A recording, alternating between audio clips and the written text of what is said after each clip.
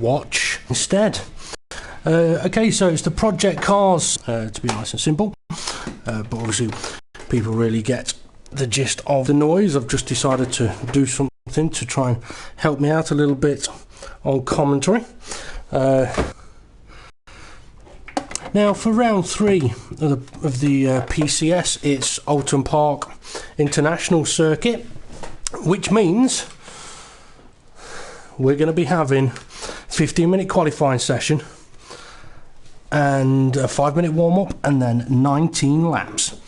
Now, a few of the drivers are missing this evening, which is kind of understandable because, well, mainly because the F1's on. Now, we did give the drivers the opportunity to call a delay of the start of the PCS so that they could continue watching the F1 if they were doing so. Decided no, let's race, and fair play to them. It does mean though that I have had to put F1 on pause, so I've seen half of it. Yeah, I've seen half of it, and I will have to watch the other half a little later on. So what are we going to have in store this evening? Well, so far with the Project Cars Leagues, the Formula B races have been very, very entertaining. Although with a lot of wheels being left at the side of the circuit, shall we say. And then we've also had,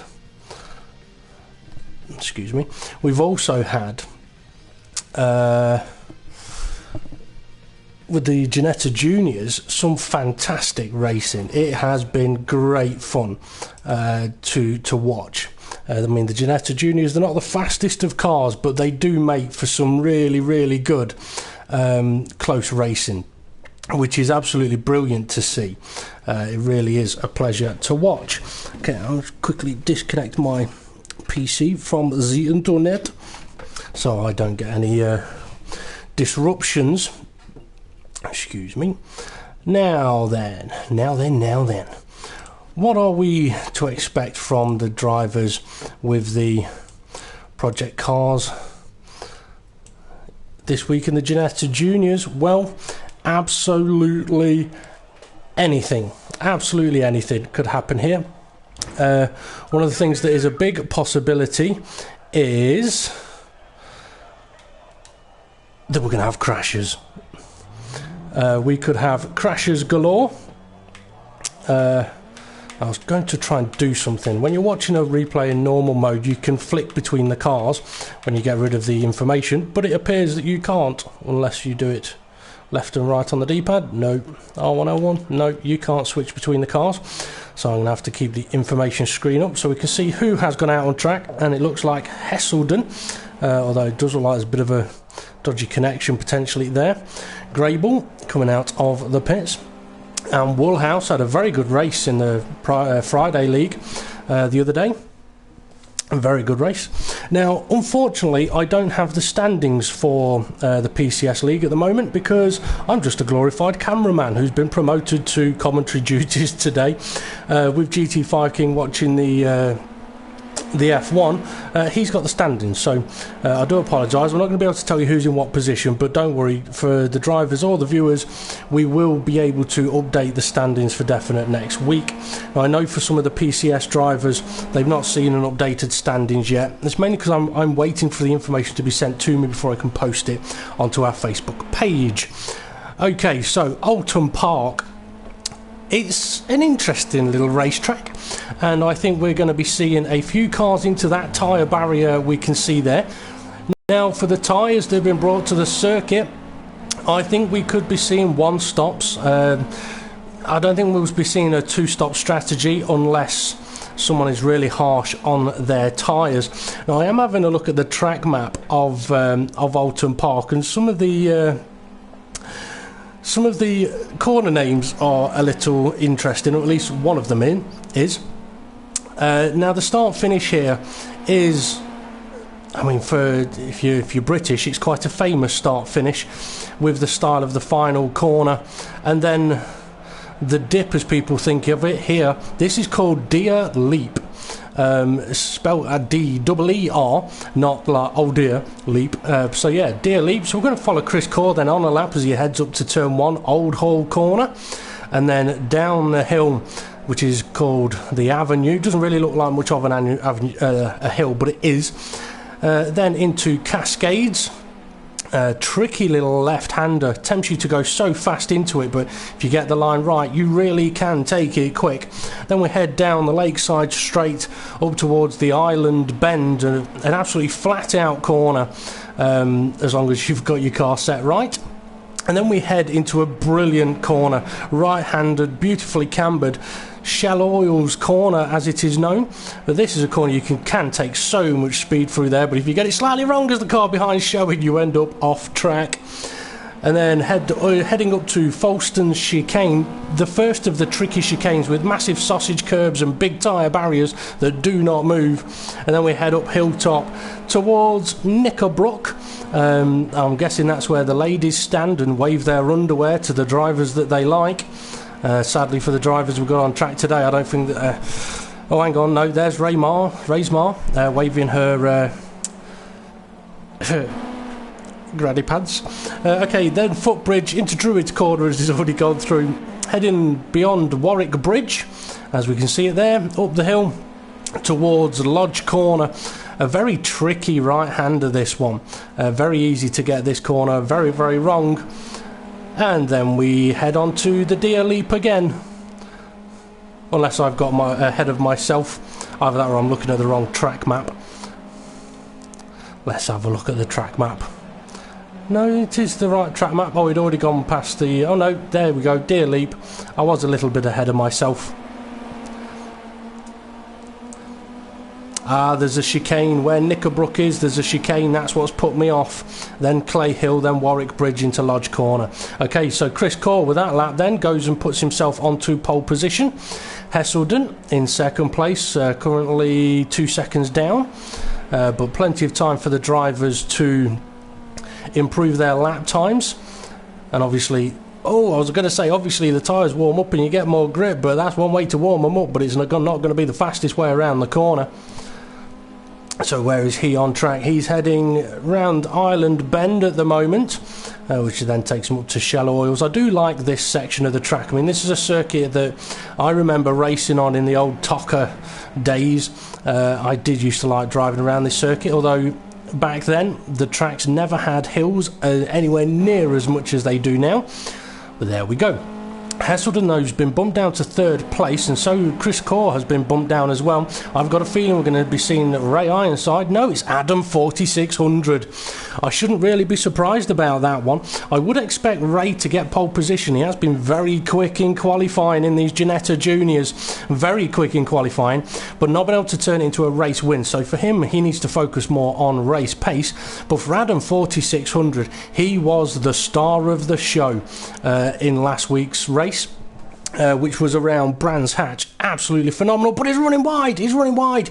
Oh, that'll cost him a little bit. So yeah, I mean, Adam 4600's had a great showing straight from the off in the PCS league.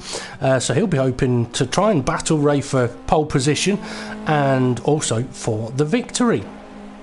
Okay, let's see who else we've got. Grable up to 4th place at the moment. And Mulrine in 6th. We're right on board with Mulrine for a little while. Now, I know a few of the drivers, like one of them made comment about the cars being set to default setups. Ray did confirm with me and sent me a picture to doubly confirm that the lobby is definitely not set on default setups, so the drivers are free to use whatever setups they want, but obviously a few drivers have been struggling with pit stops recently, and I can't say I've really driven the game much myself lately, so I've not been able to help them out too much, but obviously there will be some way of getting them to work really, really well.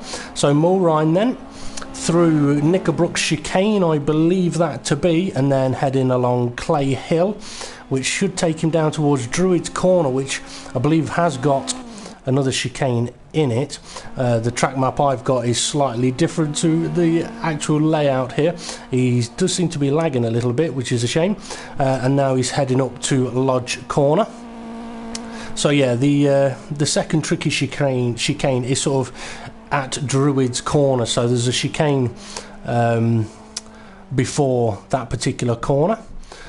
But Mulrine will be looking to try and improve on his current lap time. Difficult to tell. Let's see if we've got sector times here. He's a second down in sector 1, and Dave the Harp has only gone and stuck it on pole position. Sneaky little boy. Well, I can't really call him a little boy, he's older than I am. Sneaky old man. Call him a SOM. Oh, sideways. Oh, manages to keep it going as he heads through Deer Leap up towards the start finish. Is he going to be on a faster lap here? I would guess that he might be. He is. It's a 1:56.461 for Dave the Harp. Now he too, I mean, he should have won the race last week, but had problems with the pit stops as he runs a mile wide. Yeah, I mean, he won the first race, I think. No, yes, he did. He won the first race by sheer fluke on that one, as Mulrine ran out of fuel around the final corner at Oulton Park.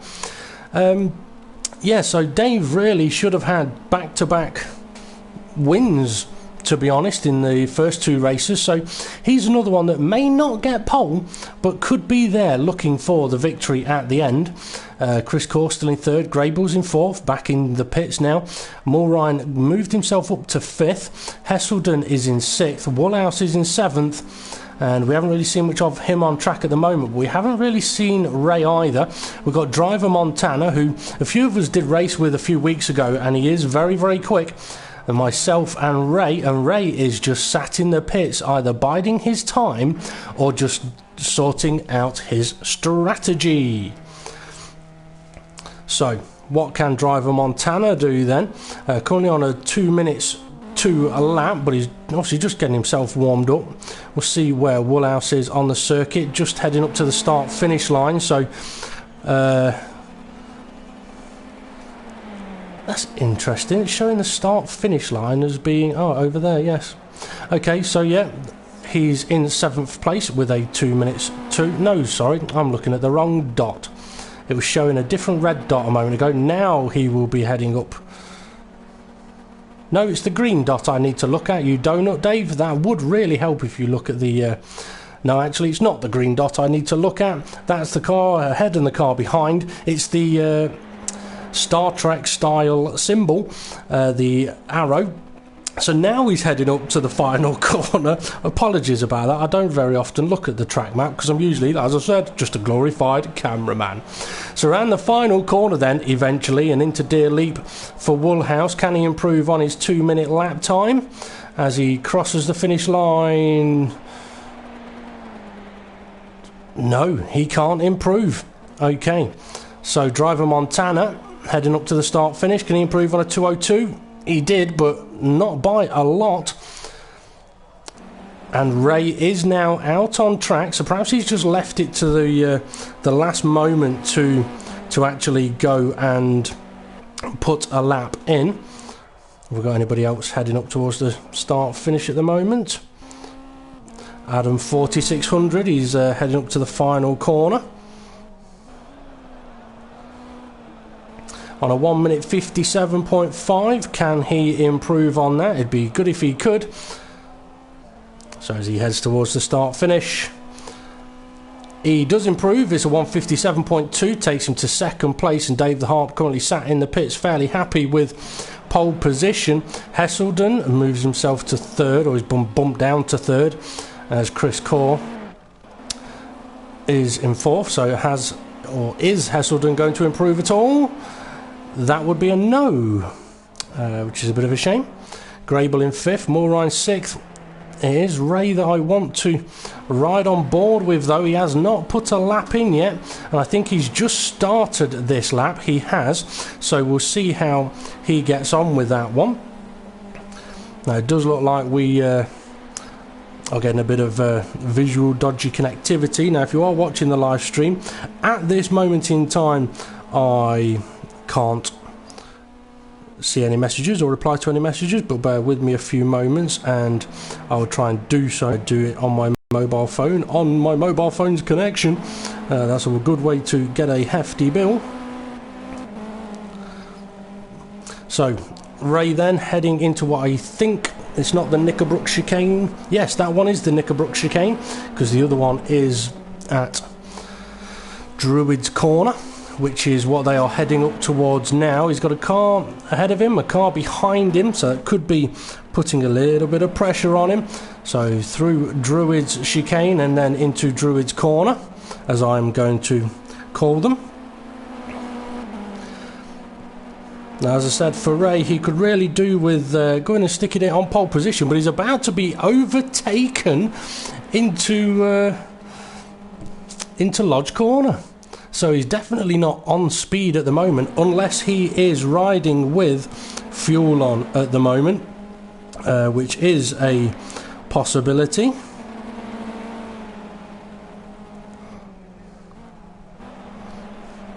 Nicely sideways by the car ahead there. I am trying to get online on the live stream,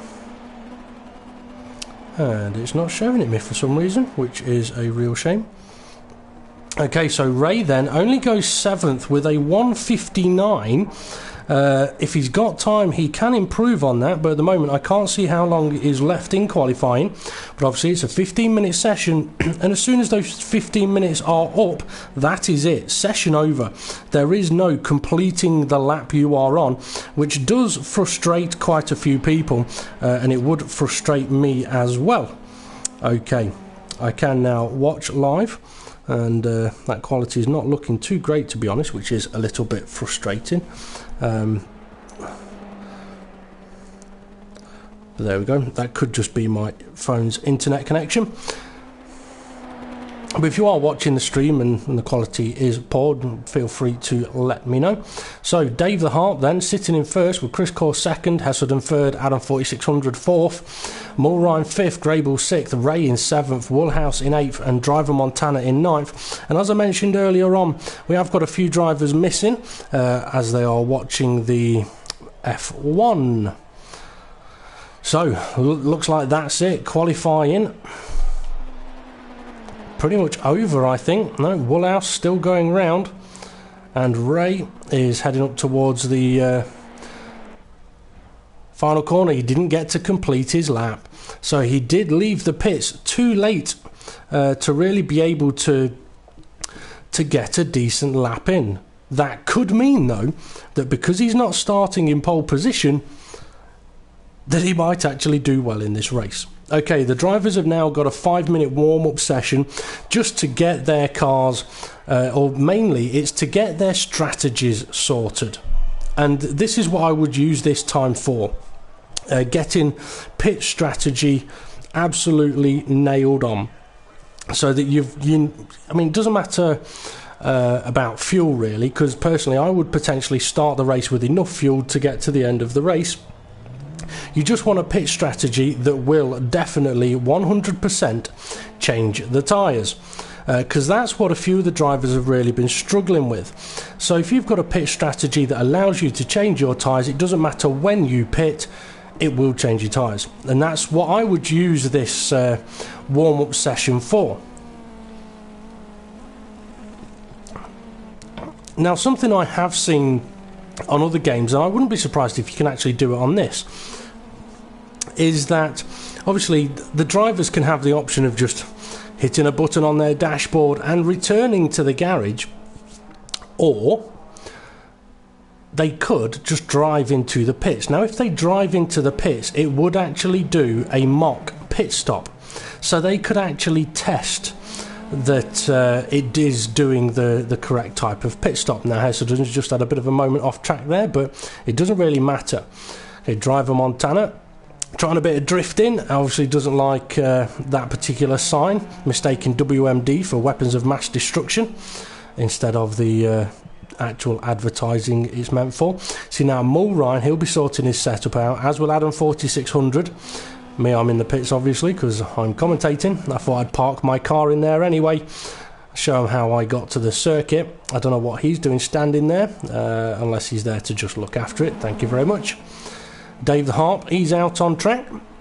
Now, I think Dave's going to want to just go ahead and win this one. I mean, he's got a pole position, he's in prime place to do it.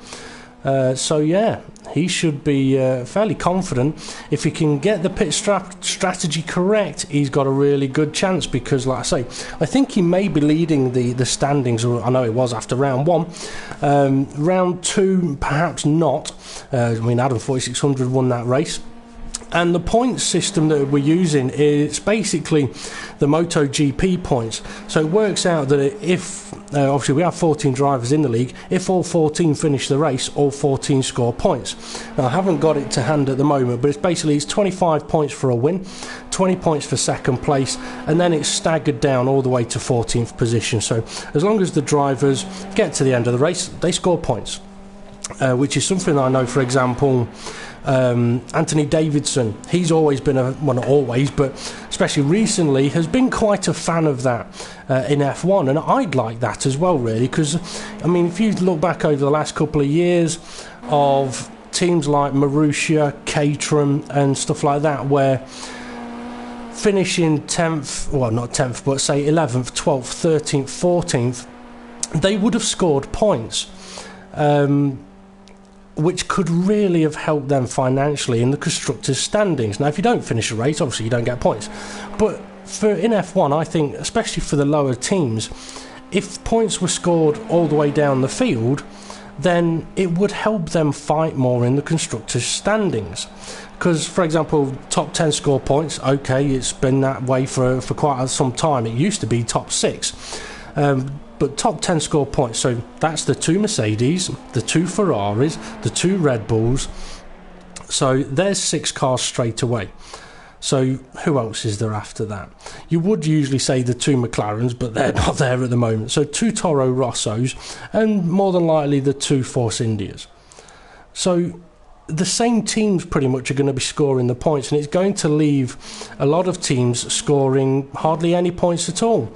Whereas I think it would be better if the points were scored down to a lower level, because you take races where 4 or 5 cars drop out, whether it be the 2 McLarens, or the Force Indias, the Lotuses, or what have you. Now, okay, the Marussias are horribly slow, but if they're at least able to get their cars to the end, they should be rewarded for that. Now, obviously, if Lotus and McLaren and Marussia went all the way through the season without scoring any points, and Marussia finished every race, then they would finish ahead of them in the constructors, yes.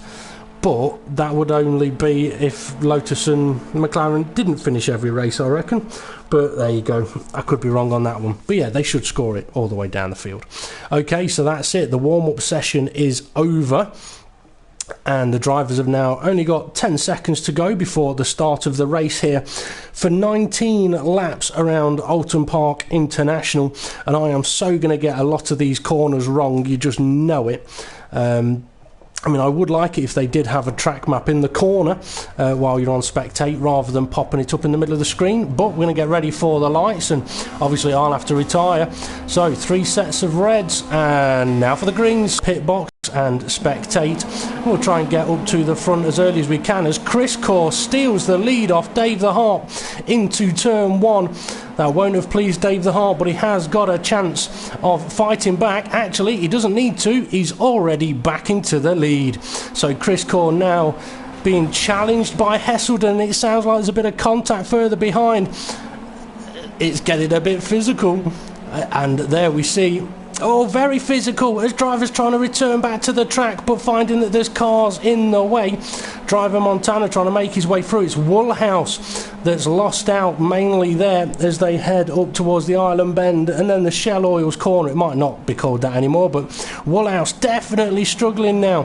Perhaps he's not used to the heavier fuel, and Mulrine down to 9th place, whereas Ray got himself up to. Ray's gained 2 places and is up to 5th, and Adam 4600 holds station in 4th as Dave the Harp gets very sideways. Oh, Adam 4600 clipped the tyre barrier momentarily then. You're lucky to clip that and keep going in the right direction, because usually if you give that a bit too much of a touch, you end up facing the wrong way or stopping completely. Okay, the leaders then through Druid Chicane. Oh, Hesselden a little bit wide. That's going to give Chris Corr the opportunity or the thought to attack. But in these cars, it's not so easy. thinking about attacking's one thing, actually attacking is a completely different one. Grable down in 6th place with the twin cars behind him of Woolhouse and Mulrine as they go side by side heading up towards Lodge Corner. Side by side in there is not a situation you really want to be in because of the nature of the turns. No, that's not Lodge Corner. I'm getting ahead of myself. Oh well, maybe we'll have to give up with the corner names. But they've now spread themselves out a little bit. Oh, these haven't. Well, they are spread out, but I think something may have happened here. Adam 4600's, I was about to say, has lost a place, but he hasn't. He's actually attacking Chris Core, who's in 3rd place. Dave the Harp, in the meantime, as you can see, just opening up a little bit of a gap out in front. Now, I think this is a circuit where the laps will seem to tick by quite quickly, unless the cars get very, very spread out, and then they'll seem like they take an absolute age to fly by. And Ray's getting a little bit excitable behind Adam 4600. This is a situation where you could have a look up the inside of the shell corner, but if you do and you get it wrong, you and your competitor are spinning around. Okay, so heading up towards one of the horrible chicanes with the massive sausage curbs. Oh, and Hesselden's off. Hesselden, he's gone. That promotes Chris Core, Adam 4600 and Ray into 2nd, 3rd and 4th, and Hesselden down to 5th. And that means that Grable is now a little bit closer to this pack than he was before. The twin cars bringing up the rear. Oh no, Driver Montana is bringing up the rear. I'm wondering whether he didn't have enough fuel at the start of the race. If he only had the 1 lap of fuel in, which I know a lot of people do, then it would be very easy for him to have to have made a pit stop. I mean, he was a late call into the league, but he may have been caught out on that one. But he is quick, so we'll see if he can get back into it. Okay, Dave the Harp opening up a nice, healthy little gap up front, doing what he was doing at Brands Hatch. Chris Core pulling away a little bit from Ray, who is now ahead of Adam 4600 and Hesselden. Now, Hesselden we knew had dropped back, but I think Adam 4600's had a bit of a moment somewhere, because he's lost 2 places. Yep, he has. He's lost 2 places in the space of a few corners. So Adam 4600 dropping back now. But I think at the moment this is definitely the battle to watch, because there's either an overtake going on or someone going off.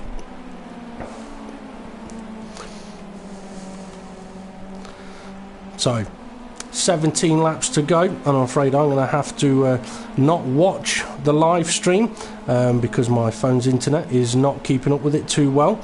But do feel free to send messages. I can always catch up with them afterwards. So we'll continue back focusing on what is happening on track. Now, there isn't any teams in the Project Cars leagues that we've got at the moment. It is everybody driving for themselves, which I think can make it quite interesting, because it means no one's really going to show anyone any quarter. Now, if I decide to start mentioning about the sponsors on some of the cars, I'm going to have to be careful of the one that Hesselden's got on his car, and the same as Chris Core, and the same as Grable, because if you say it slightly wrong, Hunt Club soon becomes something completely different. Now, Ray in 3rd place, he's definitely hunting down Chris Core, who's in 2nd place, but these guys are about a second off Dave the Harp's pace at the moment. It won't please them as Adam 4600's having a little bit of a look at Hesselden. Or is that Hesselden? Actually, that's Hesselden coming back into the fight, I think, and getting past Adam 4600, but side by side they will go. So let's pop the track map up and just check where they are into the final corner and down Deer Leap. So it looks like 2nd and 3rd are also having a little bit of a punching bout at the moment to see who can take 2nd, and it is Ray that wins that particular fight. But these cars, anything can happen in these cars around this track. You put too much of a rear wheel on the grass and you're going to be going for a little bit of a ride, and it's not one that you're going to enjoy.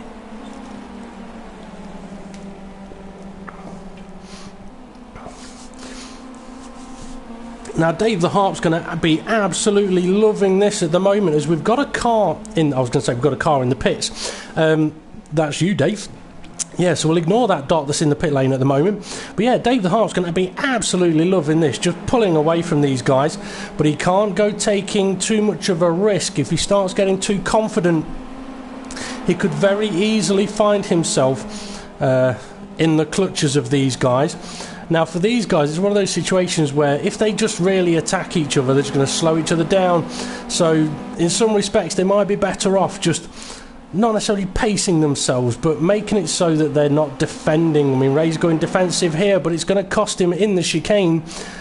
And Chris Core may be able to make advantage. No, you see, the overtake's not been made, but it has slowed them both down. And now Adam 4600, who took the corner at maximum warp, is now attacking Chris Core. So as they go side by side, he's going to have a look up the inside. He may be able to do it. This is Druid's corner. See my dodgy... No, that's not Druid's corner. That's Lodge Leap. Lodge corner. No, that is Druid's corner. The chicane's further down. Let's have a look. Ah, okay, they've put us. That's right. Okay, so you got the Folkestone chicane, which is the first one. Then you've got the Knickerbrook chicane. Then you head up to Druid's corner. That's where it's been confusing me. Then Lodge corner and into Deer Leap.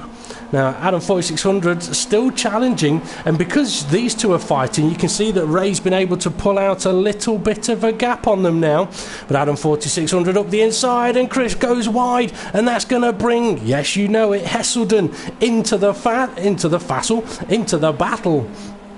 I think I've been drinking too much today, although it's only been Sprite, so God knows what effect that's been having on me. This has been a brilliant little battle to watch, and at the moment no major collisions, which means, now I've said that, we're going to get one. So is Adam 4600 going to have a look up the inside, or is Hesselden going to defend it? He does take a slightly earlier entry, could send him wide on exit, but not as wide as Chris Core's gone. Adam 4600 nice and smooth around the corner, and I tell you what, Grable's not far behind these guys, slowly catching. He will have seen that he's gaining on these guys little by little. Oh, Adam 4600 is trying, he's going for it as they head up to the Knickerbrook chicane. And I must admit, I'm glad I'm not racing in this race, because I really don't like these chicanes, especially if you race against the AI. They do like to try pushing you into the tyre barriers there.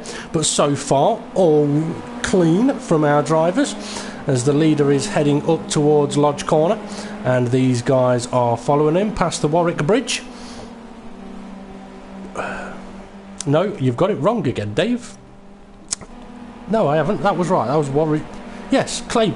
No, I give up.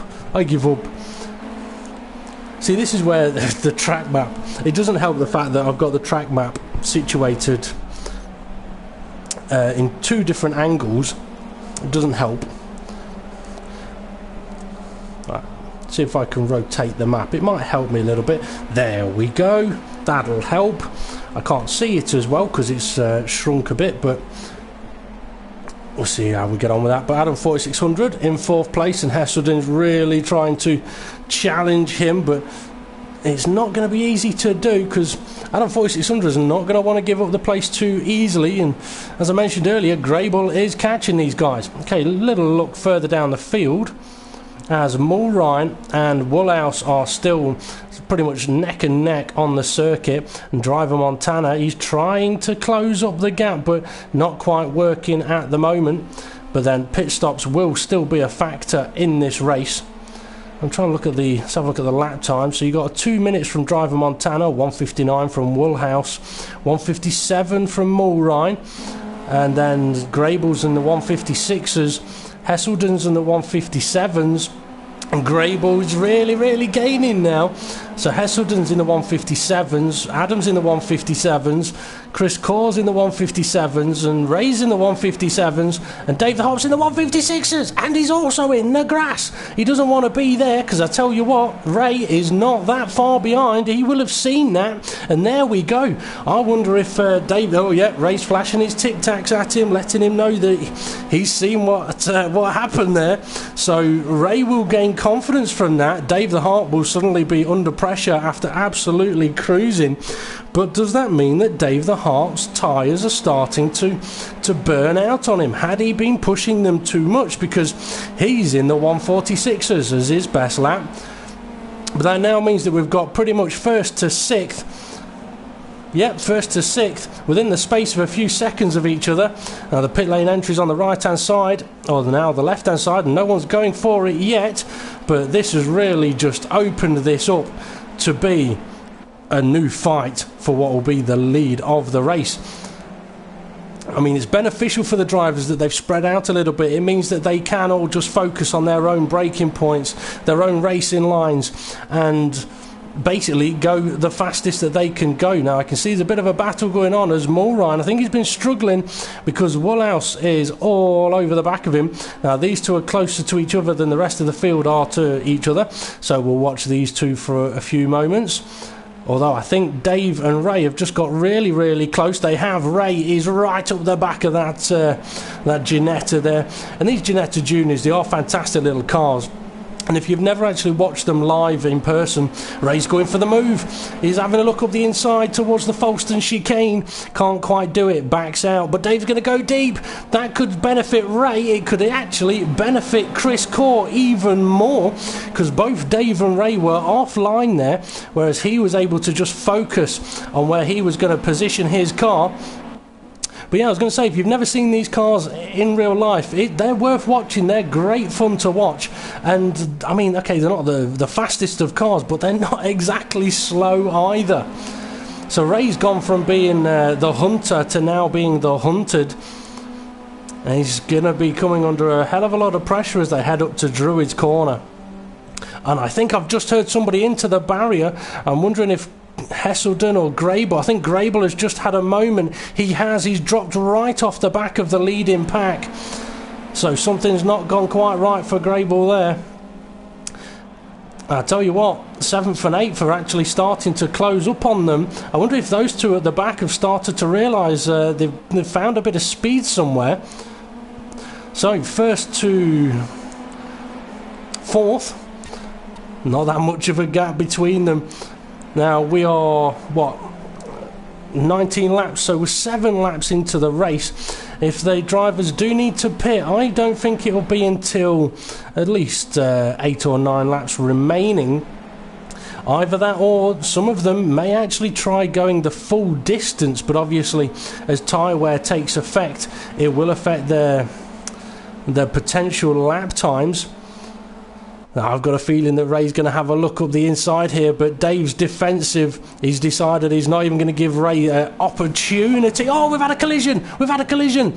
Adam 4600's up to 3rd. I think he may be waiting or has a penalty, a power reduction penalty. Oh, and while Chris Core was trying to get back on track, Hesselden's gone off. So I think Adam 4600 either did have a penalty there, or he sort of said, right, I've backed off a little bit. It may have been his own fault. But that's just released the front two, and Ray's going for it as they head up towards the Knickerbrook chicane. He's actually ahead.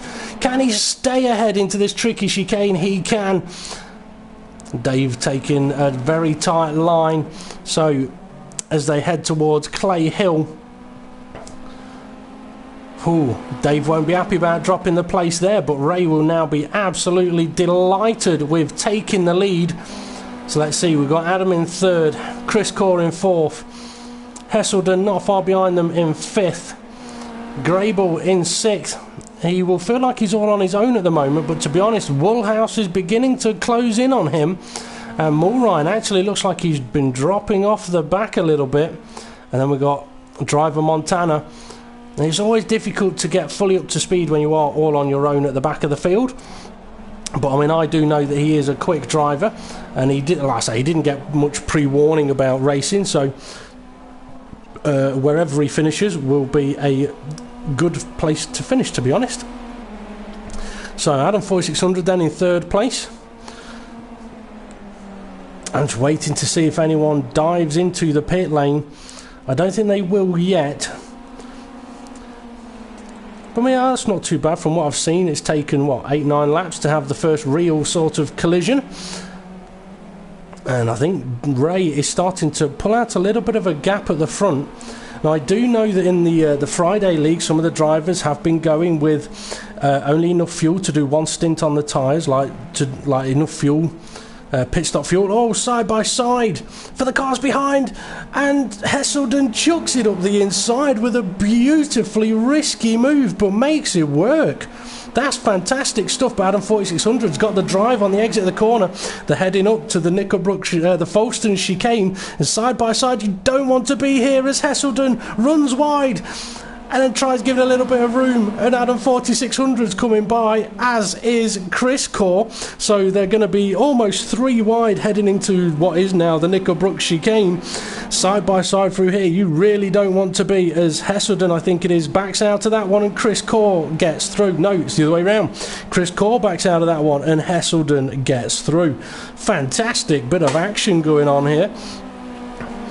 Let's quickly check up the front. Yeah, Ray still leading from Dave the Harp as they continue on, so we'll ignore them for a while because this is where the action's really kicking off at the moment. Some brilliant driving from the guys.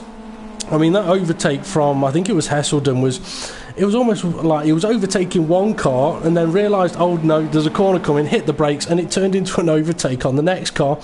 Couldn't quite pull it off in the end, but it was fantastic to see.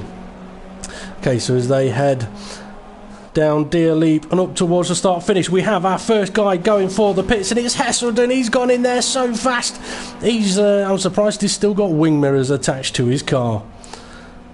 So Hesselden then pits, having done 9 laps. That's going to take him to the end of the race, but it's going to put him right at the back of the field. No, it's not, because I think Driver Montana may have pitted again. Dave the Harp. So Dave the Harp actually pitted before Hesselden. Maybe Hesselden saw that and thought, I'll do it as well. So Dave the Harp potentially going for an undercut on Ray. Now Ray, I believe, usually fuels it to get all the way to the end of the race, so potentially his car can get quicker and quicker and quicker. Question is, will his tyres allow him to continuously get quicker and quicker, or will he need to make a pit stop? Now, obviously, with Dave being behind him as they got to the pit lane. Oh, we've lost Hesselden. Oh, no. Halfway through the race, and Hesselden is out of the event. He will be disappointed with that one. That is such a shame. Okay, so Adam 4600 then with Chris Core. Now Hesselden did go for the pits. I'm wondering whether it perhaps for Hesselden didn't put the tyres, didn't do the correct pit stop, and he thought, oh, I'm not going to pit again. The pit crew have screwed me over, so I'm going to do the same to them. And he's probably got the phone numbers of all of their wives and is dialing them all now for a bit of a champagne barbecue. Okay, so will Ray pit? That's the question that I would like an answer to. So he's come around the final corner, and yes, that's a pit entry by the looks of it. Oh, misses the wall just. So where is Dave the Harp? Adam 4600 and Chris Core, second and third. Are either of those going to be heading towards the pits? Adam is, but I think Chris Core is going on for another lap. He is. Grable is up to fourth with Mulrine behind him. I did say that those guys were catching up to him, and I think Woolhouse is going for the pits, is he? Yes, he is. So Dave the Harp in 7th place, coming down the start finish, but where... Oh, Driver Montana going well far off the track. Where is Ray? Now, Dave has gained a few positions, but Ray is already long gone, and that could be the difference between not having to put fuel in the car and needing to put fuel in the car. Either that or Ray's pit stop has not gone to plan at all, because Ray, that was a very, very quick pit stop, because he's come out right behind Chris Core. So that was almost as if it was a drive in, park up, drive out. Maybe it didn't change the tyres for him there, but Chris Core currently leading, not having made a stop. Ray in second, not made a stop, has made a stop. Grable third, Mulrine fourth. Dave the Harp's up to fifth, and he is ahead of Adam 4600 as he was before. Woolhouse down in 7th, and Driver Montana in 8th place. Hesselden, as we know, has retired from the event. Either that or he's been kicked. Well, he may have been kicked by a few of the mechanics after what I just said, but there we go. Okay, so are we going to have a new battle for the lead of the race then?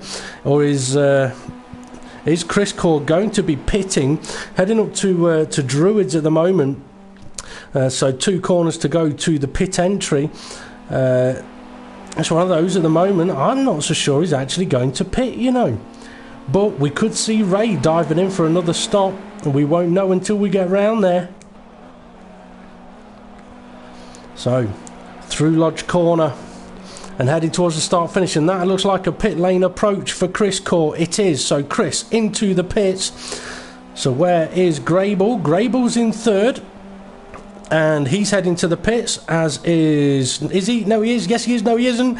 I think Mulrine was going to, then thought twice about it, but Grable did eventually go for the pits. And Dave the Harp, he's lost so much ground, but he is now into 4th place.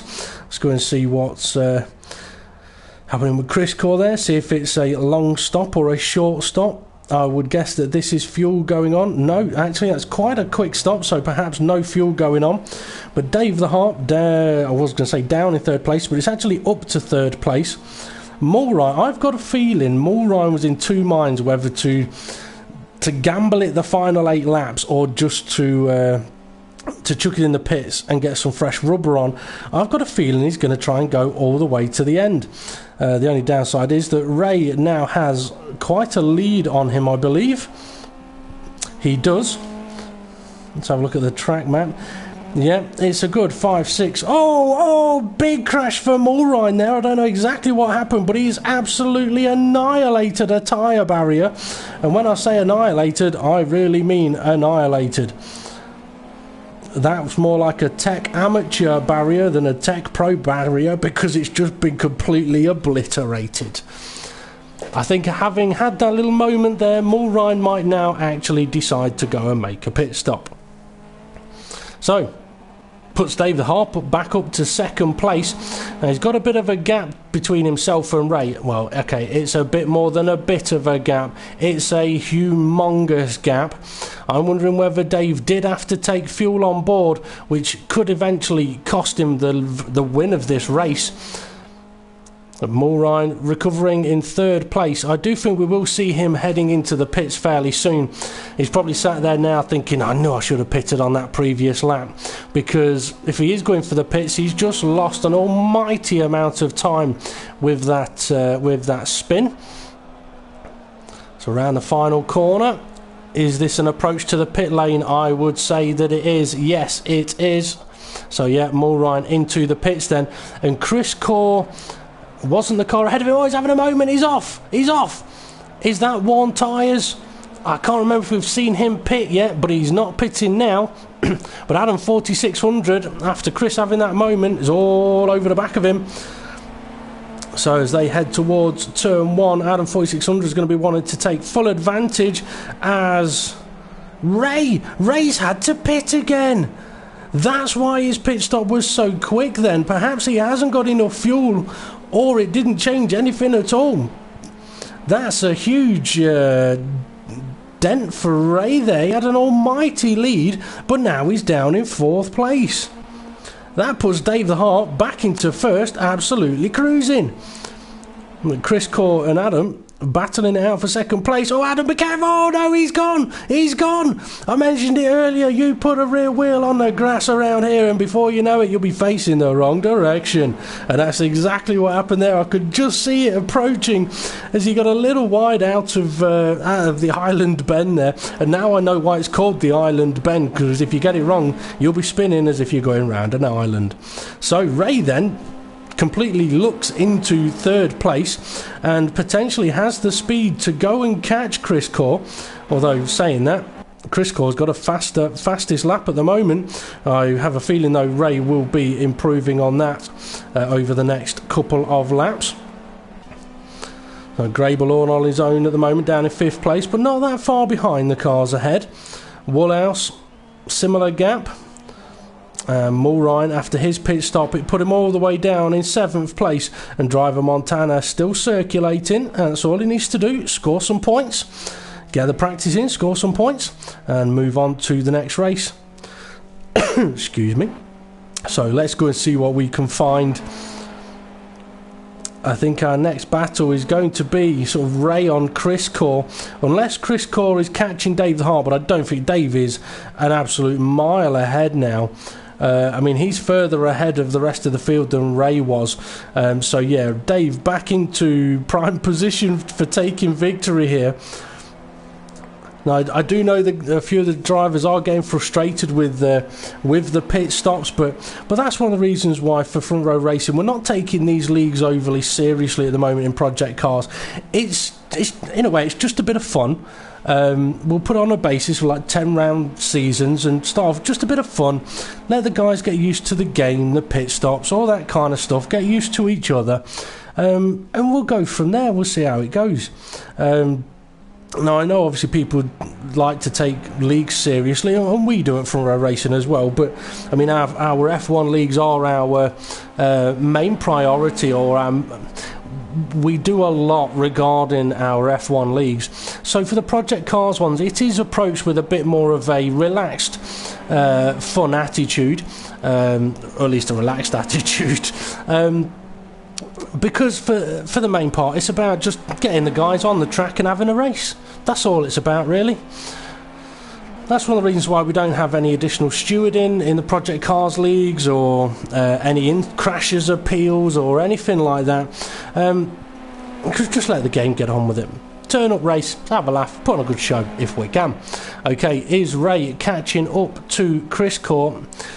I think he might be a little bit. He's not quite. Oh yes, he is just in camera shot. And does it tell us on there whether people have pitted? No, it doesn't. It's a shame. Now, it would be nice if it did tell us whether or how many stops drivers had done. It doesn't tell us on the telemetry screen either. No, it does tell us what tyres they're on. That's something I'll have to keep an eye out for with the Formula B League, where you can see what tyres people are on. Okay, Grable got Woolhouse right behind him. No, he's got Woolhouse ahead of him. That almost looked like Grable let him through. Interesting one there. I wonder if perhaps Grable gave him a bit of a nudge somewhere. And I'm fairly sure they've just... No, they haven't overtaken someone.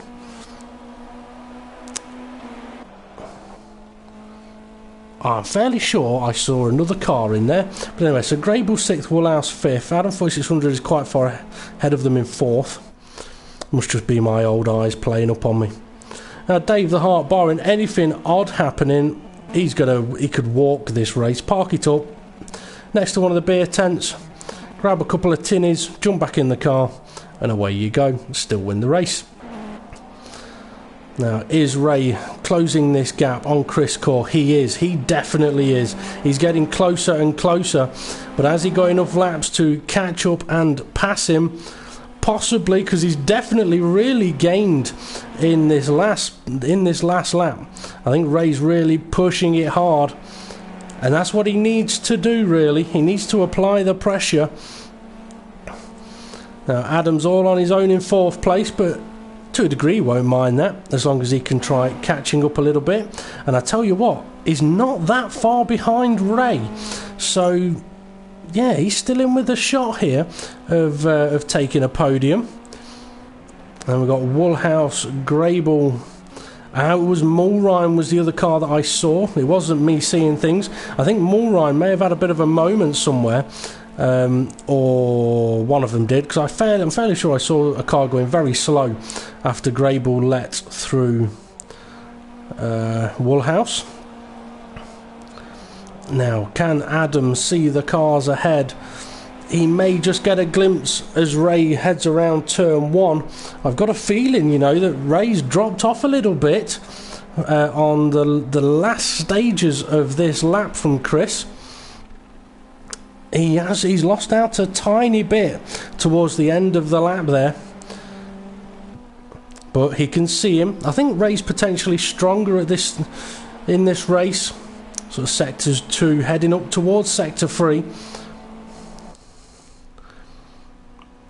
So from sort of this point onwards, he does seem to close the gap up. Well, I think Chris Course just had a little moment wide. We can see how much Ray has actually closed that gap in through the horrible chicanes. Oh, Chris is going wide. He doesn't want to be going out there. And he's got a power reduction penalty. That's going to give Ray second place as he just manages to spot what's happened. And Adam 4600 is going to gain from that as well. And Chris Court gets going again, and there we can see Adam in the distance. That's a big shame for Chris. I would have preferred to have seen the overtake done as a real overtake rather than Chris having his engine power reduced for going too wide off the track there. But at the same time, yeah, if you go too far off the track, it should give you a power reduction. Okay, 3 laps remaining, although depending on how far around the circuit Dave is, he may already be on the 3 laps remaining. Yeah, he must be. Yep, I mean, he is absolutely miles ahead at the moment. Someone may want to check his fuel tank and make sure he's got the right fuel in that car. I mean, if he's been drinking Stella and then peeing into his tank, that could explain why it's suddenly turned into a Ginetta Junior's competitor's beater instead of the obviously usual reference of Stella being a wife beater. It can now be a Ginetta beater. But anyway, Ray then up to second place. He did well to avoid the back of Chris, seeing what was happening, and take evasive action. Chris will be absolutely gutted about that one. He was just about holding the gap. Ray was catching through the middle sector, but the final sector, the first sector, Chris was able to pull it out again. But on that particular occasion, Ray had caught up quite a lot in one of the corners, and I did mention that Chris went wide. It looked like he had a little moment wide, and perhaps that's what sort of caused the error in the next chicane. He ran wide here as he's doing again, but stays on track. So I wonder whether he perhaps overheated one of his rear tyres, and then as he headed towards this chicane, he just couldn't get it slowed down enough. Now, is Adam closing in? I don't think he is. I think he's slowing down a little bit. And Woolhouse, he's pushing hard. I think he's too far behind to gain any places unless anything happens to the cars ahead. Mulrine's not too far behind him, but he was in 7th. Where's Grable? He's in the pits. No, dear. So with 3 laps to go, he's had to make a pit stop. And is that Driver Montana? Driver Montana is not far behind him, so he's been able to keep going. He may now have somebody to race. And I think Dave the Harp is not that far from them either. No, he's heading into turn 1 now, so he's only got the 2 laps remaining, and he's not very far behind the last 2 runners in the race. Ray through the final corner, I think that is. It is. So you can see the lead that Dave the Harp's got. But that, I mean, Ray has had to make 2 pit stops, so that can explain excuse me, why Dave is so far ahead.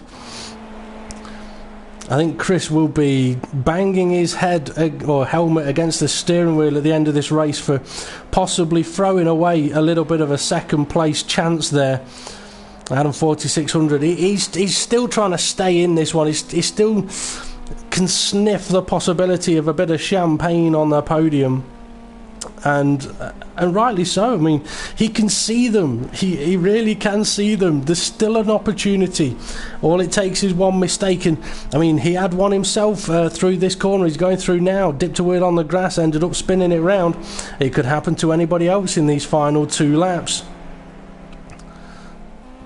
And it's a bit of a shame that the cars have got to spread out as they have, but I mean, we have had a fantastic race all the way through from start up to now. There's always been something happening, something going on, which is great to see. But Dave the Harp, he's in a league of his own at the moment. I never thought I'd be saying that about Dave the Harp, but there we go. But then I suppose if you put Accrington Stanley in their own division, you could say the same about them. But to be fair play to him, I mean, he's leading. He had an absolute nightmare last week with strategy. So he's obviously worked on that to make sure he doesn't get burnt this week. So across the line then to start the final lap of the race. Just as Ray, I mean, Ray's not even at the final corner yet. He's still got a few metres to go until he gets to the final corner. I mean, I think he's only just going into Druids. No, that is the final corner. Lodge corner. down into Deer Leap. And he has opened up the gap now on Chris Core, which makes me wonder, has Adam 4600 closed that gap? Perhaps a little bit. With 1 lap to go, I don't think he's going to be close enough to actually attack. And Woolhouse, he needs to keep pushing because Mulrine is not very far behind him. And these two have been pretty much in the same part of the circuit for the whole of the race. Grable down in 7th place. I think he'll be disappointed, and Driver Montana down in 8th. But it can't be long now. Dave the Harp, there he comes, catching up one of the back markers. That must be Driver Montana then. I think he's got a power reduction penalty as well. He has. So Dave the Harp, we might as well ride on board with him to the end of the race as he flashes his lights, as though to say thank you very much. So into the the Knickerbrook chicane. It's only a few corners to go then for Dave the Harp. He will be absolutely buzzing. I mean, I said it on Friday, where I'm fairly sure he won the Project Cars Friday race in the Formula Bs at Hockenheim. He's becoming a bit of a Project Cars master. He's in a right good spell of form at the moment. Got on the podium in our F1 leagues, and all of a sudden he's winning races in Project Cars. I mean, when you're on one of those waves, you've just got to stand on that surfboard and ride it until that wave ends. So round the final corner then, down into the Deer Leap for the final time, and he knows he's got this one in the bag as the crowd goes semi-wild and Dave crosses the line to take victory at Oulton Park. Ray then, he'll be disappointed he's had to make a second pit stop during that race, but sometimes that's the way it goes. It's saying he's in 3rd, but he's not. He's actually in 2nd. There's a lap car ahead of him that's crossed the line. It will change back to 2nd in a moment. So for Ray then, it wasn't pole position, but I think it's one of his best finishes of the season so far. So it's 2nd place for Ray. So he's saying Driver Montana's 3rd, but he's not. Chris Core is 3rd, with Adam 4600 4th. And then we've got Woolhouse and Mulrine. I've said they've been on the same piece of tarmac all the way through the race, and they're going to be on the same piece of tarmac all the way to the end by the looks of it, as Mulrine in 6th place. Oh no, he's gone wide, and Woolhouse goes wide as well. But Woolhouse, I think, goes through. Or is Mulrine going to make it? No, he's not. Oh, Woolhouse, wait, I thought he was good for the pits then. Woolhouse then takes 5th place, sorry. It's annoying when that changes. 5th place, Mulrine in 6th. Grable may be disappointed with 8th, well, it'd be 7th place, because obviously Driver Montana is further around the circuit, but is effectively a lap down. So yeah, Grable, it'll be 7th place. He'll be disappointed. Now I know he's a driver that has struggled with the pit stops recently, but this is where for the drivers it's one of those things where after the race they can talk to each other and help each other out with the pit stops. I mean, I can only help so much. I mean, I haven't driven on Project Cars for so long, it's ridiculous. But there we go. So Grable's only got a couple of corners to go to complete his session. Say couple, it's actually sort of 1.5. So up the hill, around the corner, to the finish line, and it'll be 7th place for Grable. Driver Montana then, in 8th place. I think he may still technically be on the lead lap, but it will be 8th place for him. So up the hill, across the line, and it will be 8th place for him. He'll be disappointed he had to make that pit stop early on, but he never could improve on a 2-minute lap time, which was a bit of a shame. But we'll give him the TV time now, unless he hits return to garage, as we look at the final grid then. So yeah, Dave the Harp takes victory. I mean, well done to him. It'll be 25 points to him and 20 points to Ray. As I mentioned, he'll be disappointed about the pit stop, but pleased to come 2nd. Chris Core in 3rd place. Well done to him on that result. Adam 4600. I mean, I'd have loved to have known where he could have finished had he not had that momentary spin. And then Woolhouse in 5th with a fantastic battle with him and Mulrine. It looks like Mulrine's actually got past him on the in-lap. And then Grable and Driver Montana. Well, that was a thoroughly exciting race, I thought there. Now, the level of quality of the stream may dip for a moment because I'm about to plug my PC back in to the internet. If I can actually find where to plug it in. Obviously you don't want to get it in the wrong hole.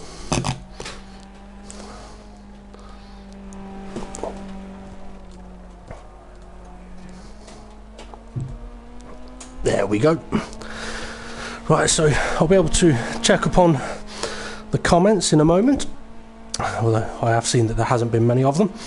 But I mean, it was a fantastic race to watch. That, I mean, obviously, as I mentioned early on, we have had a few drivers missing due to other commitments, some of which being the fact that F1 was on, and when I finish this live stream, I'll be going to finish watching the rest of it myself. So I've got mine on pause.